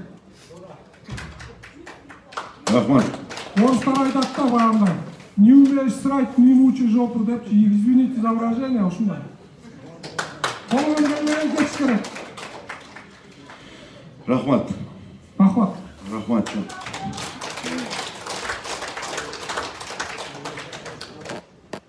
Урматтуу журтту коруш үчүн келдик. Биздин элибиздин, журтубуздун, жерибиздин корголуп калышына ар бир пендебиз, ар бир адамдын, Кыргызстандын жаранымын деген адам кашык каны калганга чейин ошол жерде туруп бериши керек. Бул милдеттүү түрдө жалпы биздин жарандык атуулдарыбыздын баардыгына тиешелүү деп эсептейм. Ошондуктан мен сиздерди чакырып кетем. Биздин мамлекетте, Кыргызстанда жашап турган 7 областтын 6 миллиондон ашык калкыма жалпы жарандар эч бир убакта биздин элибиз, жерибиз, журтубуздун, суубуздун, эстерибиздин эч бир жери эч кимге бир тыйынсыз, бекерге, же алмашуу жолдор менен берилүүгө жалпы биздин журтчулук каршылыкты бекем кармашыбыз керек. Мен ушуну айтмакчымын. Рахмат, рахмат. Райкем. Daha сүйлөй тургандар барбы? Урматтуу бүгүнкү жыйындын катышуучулары, могу бүгүнкү жыйынга мындай эмне максат менен келдик? Ошол каршылык билдирип келдиңиздер. Барыңыздарга ыраазычылык. Ошондуктан биз талап катары менен айтып кетейин. Биз урматтуу жерлештер, но Кыргызстандын жерлерин беришке каршыбызбы? Каршыбыз. Мен бул нерсени айтып атканын себеби эртеңки күнү көрүп атасыздар, бүт жерге айтышы мүмкүн. Өздөрүнчө бирөөлөрдү уюштуруп алып, анан кийин башка эмне болот. Бул жерде Кыргызстандын бардык жеринен бар. Бирден болсо дагы, экиден болсо дагы баары бар. Ошондуктан урматтуу туугандар, биз жерибизге кайдыгер карабастан уюштуруучулардын катарында мен Айбек Атабеков бармын. Себеби билесиздер, бул жерде эмнени уюштурса эртеңки күнү артыбыздан түшүп алып, итинен баштап битине чейин артыбыздан түшүп алып жүрүшөт эртеңчи. Ошондуктан мен айтып кетем, мына жерде уюштуруучулардын катарында бармын. Ошого мен баарыңыздарды ушул жерде келип бергениңиздерге терең ыраазычылык билдирем. Баарыңыздар кайдыгер эмес, жарансыздар. Баарыңыздар өзүбүздүн мамлекеттин келечегине кайдыгер карап алган жаран катары келдиңиздер. Бул жерге келип алгандан кийин бир митинг өткүзүп аткан жерибиз жок бул жерде. Биз бул жерде мыйзам чегинде жарандык позициябызды, жарандык талабыбызды билдирип атабыз. Биз барып алып же ташты көтөрүп, таяк көтөрүп чыккан жерибиз жок. Же ошондой кылып көтөрүп чыкканда анан кийин же мыйзамга туура келип калабыз. Биз адам катары чыгып атпайбыз мондай талап кылып. Ошол жерде канчаган элдер турат, туугандар. Жок дегенде бирөөң бир тайенеңдир же бир энеңдир, ошол жерде өзүңөр да ойлонуп көргүлөрчү, түнү менен отурушат ошол жерде. Ошолар. Биз эми ошолордун артынан монда карап туруп, биз Камчыбек Ташиев, Садыр Жапаров өзү айтчу эле го, карапайым элди ойлогула, карапайым эл деп кайра чыгарышы эле го элдердичи ошол жерде. Азыр ошо энелер дагы деле чыгып атат. Биздин азыркы талап коюп атканыбыз, биздин азыркы айтып аткан сөзүбүз Камчыбек Ташиев менен Садыр Жапаровдун шайлоодун алдында айтылган эле сөздөр деп айтып атабыз, башка эч нерсе эчим кошкон жери жок. Бирок биз ошол шайлоодон алдыңкы позиция боюнча калдык, бирок бул жагы Рахмат. Туугандар, мындай кылалы. Иншалла бир сааттан кийин оза чыгар экен.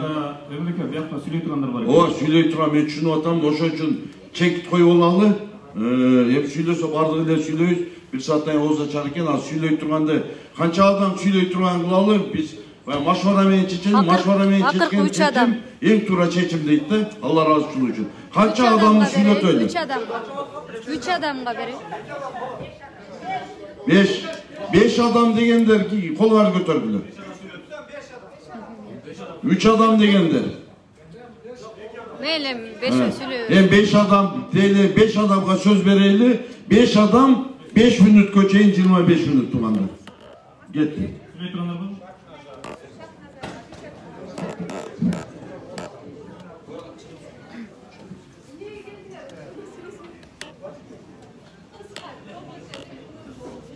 Assalamu alaikum, hurmatlı oturganlar. Oruç ayınızda berekeli olsun, orucunuzda kabul olsun. Men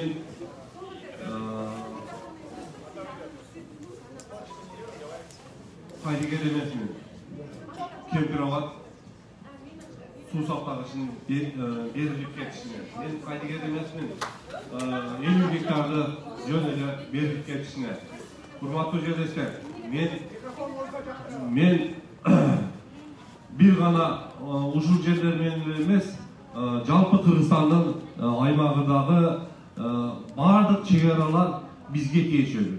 Бул өзбек болобу, кыргыз болобу, тажик болобу, биздин Кыргыз республикасында жашап жаткан жалпы кыргызстандыктарды Кыргызстандын бүтүнлүгүн аймактык целостностун сактоону талап кылууну суранамын. Бир эле Кемпироват, бир эле ошол суу сактагыч жана башкалар эмес, Соо, Баткен, Лейлектеги жана башка Кыргызстандагы чек аралар Мыйзам талаасында жана жергиликтүү элдин үнүн угуп, жергиликтүү эл менен кеңешип, туура чечим кабыл алышына çakıramın. Rahmat. Dur yük. Ben Kadanjay rayonundan Begmat Ötönbayev. Rahmat. Haloçular, bu apaga. Az bilin.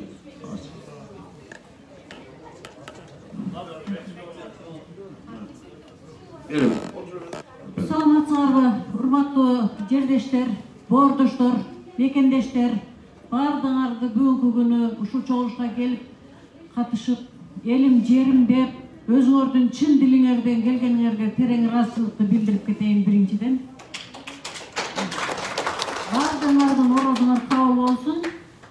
Анан менин келгенимдин себеби, мен Кыргызстандын жаранымын, Кара суунун кулунумун.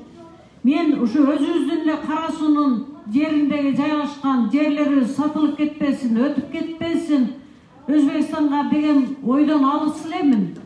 Бирок ошол жерде турган, ыйлап көз жашын көл кылып, күндөп түндөп шамалга төштөрүн тосуп турган энелердин урматына тазим этип, ошол жерлери сатылбасын, өтпөсүн, келечекте биз балдарыбызга эмне деген жоопту айтабыз. Кийин биздин келечектеги өсүп келаткан муундарыбыз айтат да, биздин жерибизди коргоп кала алган эмес экенсиңер деп.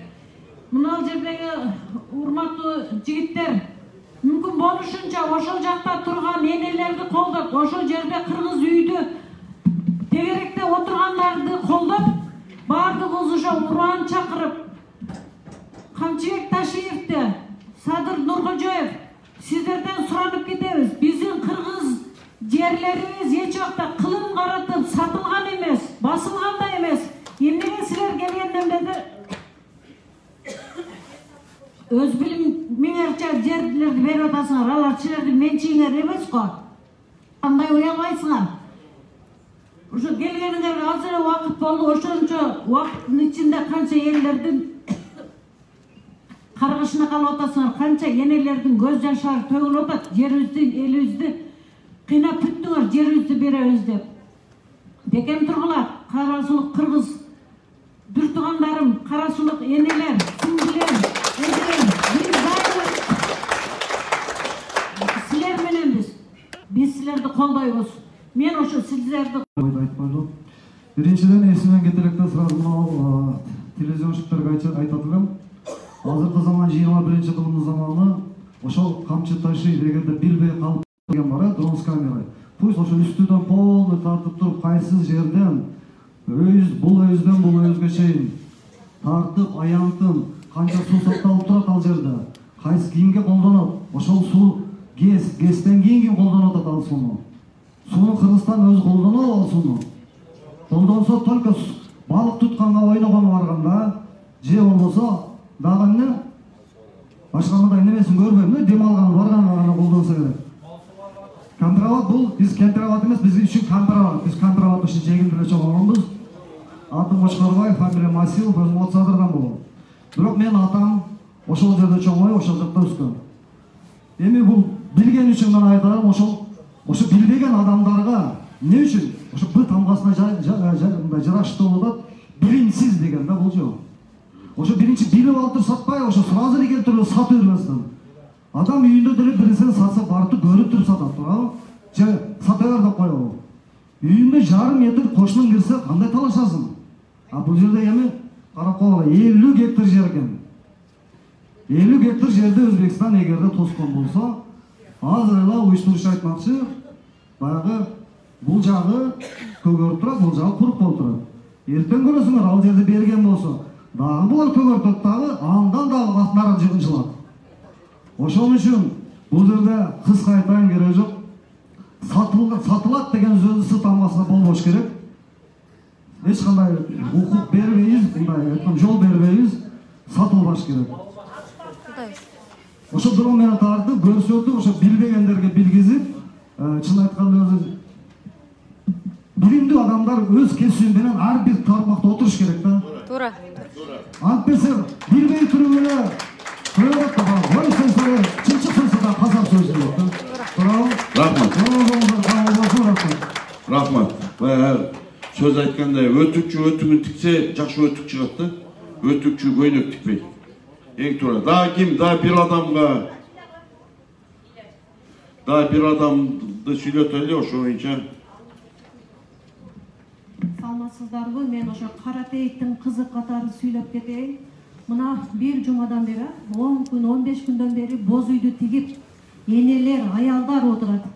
Эгер Камчыбек Ташиев сиз ушул жол менен барсаңыз, ошол эле Каратейит, Шоро Башат, Кемпирабадтын чекесиндеги айылдар дагы чыгыңыздар. Ошол энелерге кошулуңуздар. Мен ошону талап кылам. Анан Камчыбек Ташиев, Исмаил Исаковдун жакында бир макаласы чыгыптыр. Ошол макаланы дагы башынан аягына чейин окуп коюңуз. Исмаил Исаков кандай инсан, билимдүү, илимдүү. Ал ошол 90-жылдан бери, 1973 жылдан бери ки окуяларды полный жазган макалага, урматтуу карапайым эл, сиздер дагы окуп коюңуздар. Башынан барып Өзбекстанга Камчыбек Ташиев протоколду башынан түзүп, мурда кандай болсо ошол боюнча калсын биздин жерлерибиз, суларыбыз. Болбосо отставкага кетиңиз, колуңуздан келбейби? Отставкага кетип, кийинки орунга калтырыңыз. Ошол Кампирабадтын ордунда илгери менин чоң аталарым Тейит Сталин деген айыл болгон. Биздин чоң аталарыбыз, чоң энелерибиз жашаган. Ошондуктан биз бербейбиз Камчыбек Ташиев. Эгер сиз колуңуздан келбесе кетиңиз. Исмаил Исаков менен башка билимдүү инсандар менен баарлашып кеңешиңиз. Биз Кыргызстандын президенти сиз эмессиз го Камчыбек Ташиев. Бар жокко мурдуңузду тыгып атасыз. Мына саясатчы болсун, өтүкчү болсун деген туура сөз. Сиз азыр кайсы кызматта болсоңуз, ошол кызматыңызды кылыңыз. Рахмат. Рахмат туугандар. Мен эми жыйынтыктап коеюн. Мен кичине кыскача бир айтып кетейин. Бардыңыздар сүйлөсөңүздөр, ой кайра келди. Биздин урматтуу президентибиз Садыр Нуркожоевич мартта барды, февралда барды Өзбекстан мамлекетине. Бардыгыбыз көрдүк, аябай чоң деңгээлде, аябай жакшы деңгээлде тосуп алды. Садыр Нуркожоевичтин президенти суроо туулат, эмнеге мындай деңгээлде тосуп алды. Өзбекстандын президентин ала турган болсок, урматтуу Мирзиёев Шавкат мырза Каримов маалында 13 жыл премьер-министр болуп иштеген. Каримов маалында. Каримов деген бул раматтылык президент, бул действительно диктатураны орногон Өзбекстан мамлекетинде ушундай катуу кармаган президент болгон. 13 жыл ошо Каримов учурунда премьер-министр болуп Мирзиёев иштеген. Ошол премьер-министр Мирзиёев бүгүнкү күндө президент. Эми карайлы, биздин урматтуу президентибиз Садыр Жапаров Нуркожоевич кантсе кызматтарда иштеген. 2005 жылга келгиче депутат болгучу. Эмне кызматтарды кылган? Мынакей кой санасаган жетет. Эмне кылганын билебиз. Бардыгы эл журт билет. Азыр 21-кылым YouTube'дан көрөбүз, Google'дан көрөбүз. 2005 жылы депутат болуп келди. Андан кийин антикоррупционный комиссар болуп иштеди, бир нерсени чечилбей. Эми айтып берсе сөз көп. 2010 жылы, 11 жылы ата журт партиясы менен депутат болуп келди. 12 жыл отурду. Эми айтып берсе ушундай. Чоң бийликте иштедиби эле бул киши? Адам катары мыкты киши. Чыныгы түрмөдө отурду. Чыныгы отургандыр, кумтордо отургандыр. Чыныгы баласы өлдү. Жай жаннатта болсун. Ата энеси өлдү. Бардыгы өлүм ак, бардыгыбыз өлөбүз. Эч ким калбайт бул жерде. Ана балам өлдү, атам өлдү, апам өлдү, мен ушундай кылгыла деп туруп карап эле, апа, ата мен жалган айтсам силердин, мен ушу элимди сатсам силердин тиги карышыңар урсун деген бул популизм. Бул популизм. Мен дагы туугандар, мен баягы эрке жетиммин, мен дагы атам өлгөн. Мен балам өлгөн. Мен баламды ушул Москвада көмгөн, ушул Москвада мен жоготкон баламды. Мен билем өлүм дегенди. Мен билем сөөктү алып кеткен дегенди Кыргызстанга. Мен билем кандай акыбалда каласың бул жерде.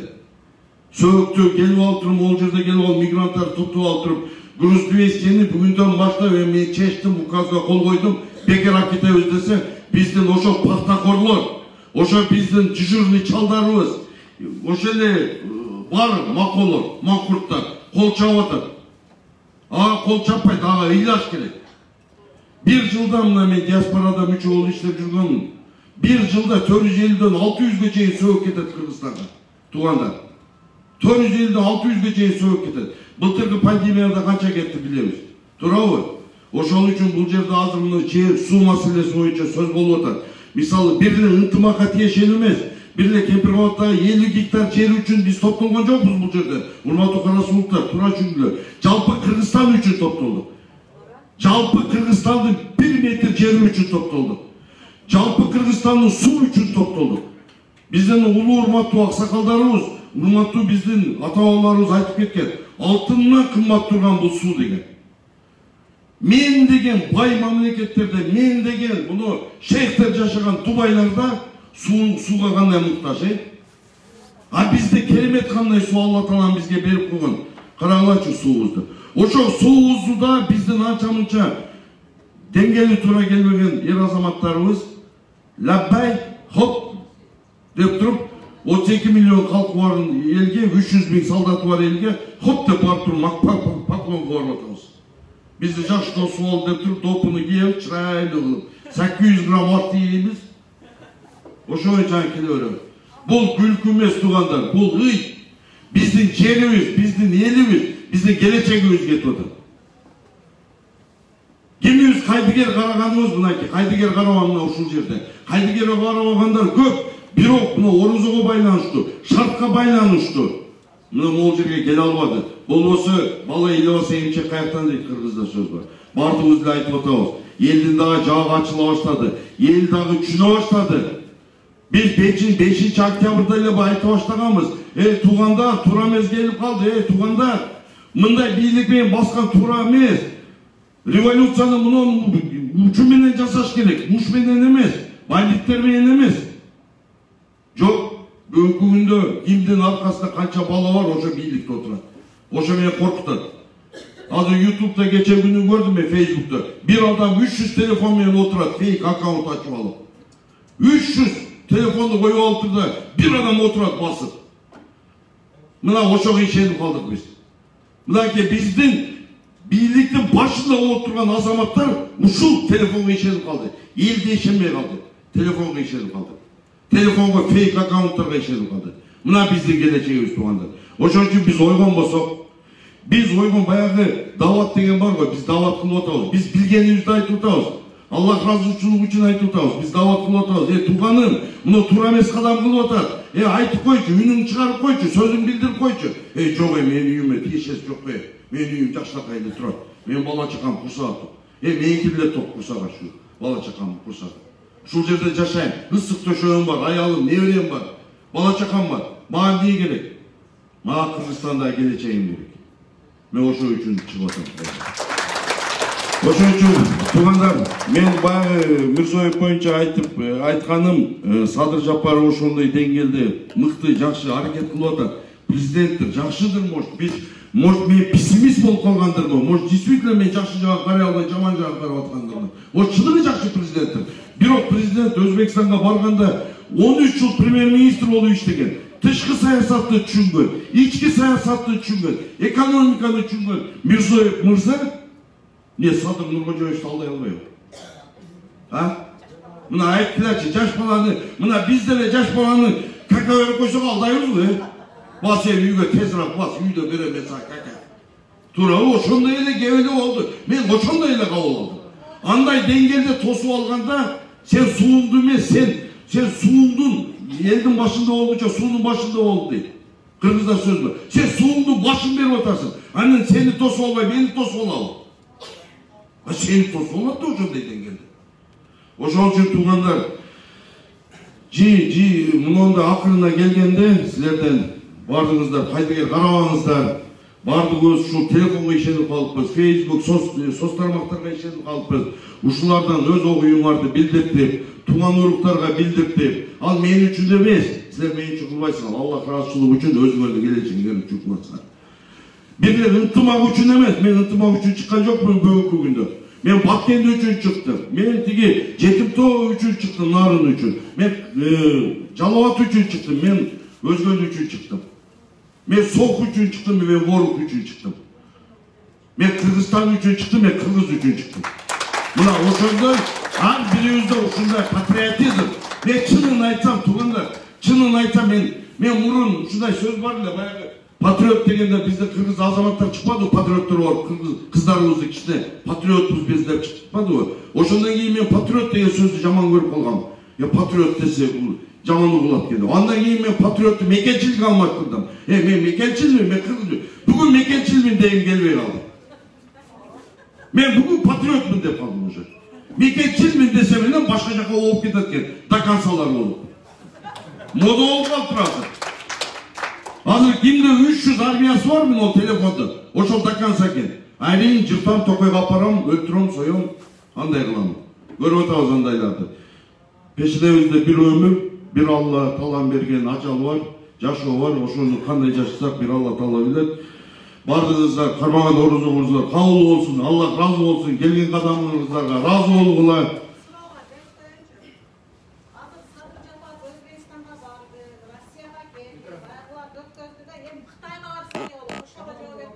Эми Кытайга барган бардыгыбыз эле көрүп атабыз. Биз дагы ушул телефонго эле ишенип атабыз, ушул жерде угуп атабыз дагы. Кытайга барганда мынакей 10 канча жылдан бери мен адашып калышым мүмкүн.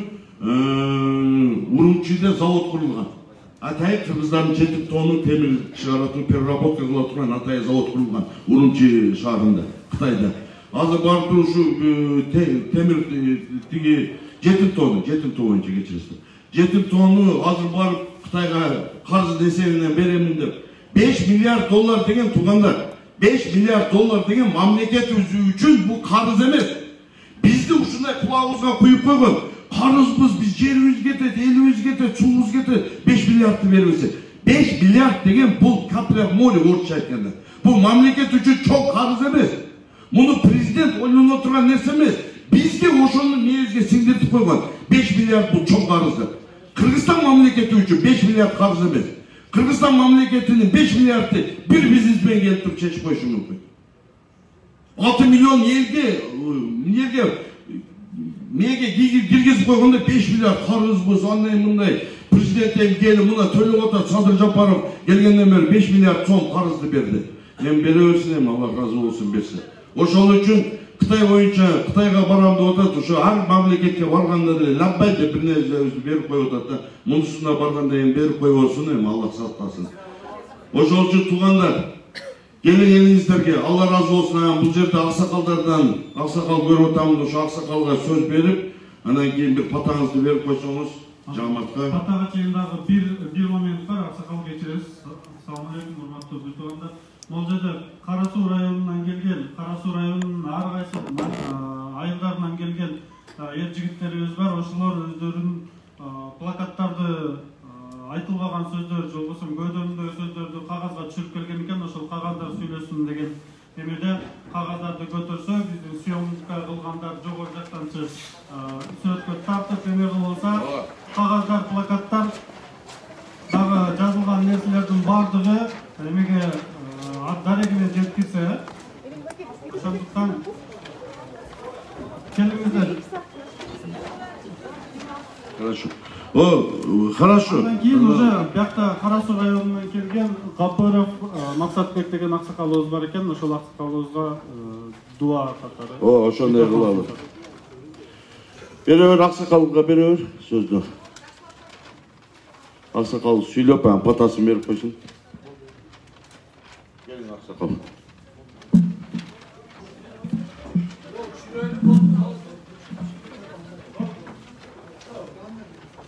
Урматтуу жердештер, мына биз жөндөн жөн эмеси булар иш таппай тук болгон жокпуз. Бардыгы бул жерге келгенден көйгөйү бир. Кыргызстандын жери сатыла баштады. Ошого бардыңар бир ойдо, бир пикирде келип, биз каршыбыз дегениңиз үчүн мен аксакал катары чын диlimden разы болдум.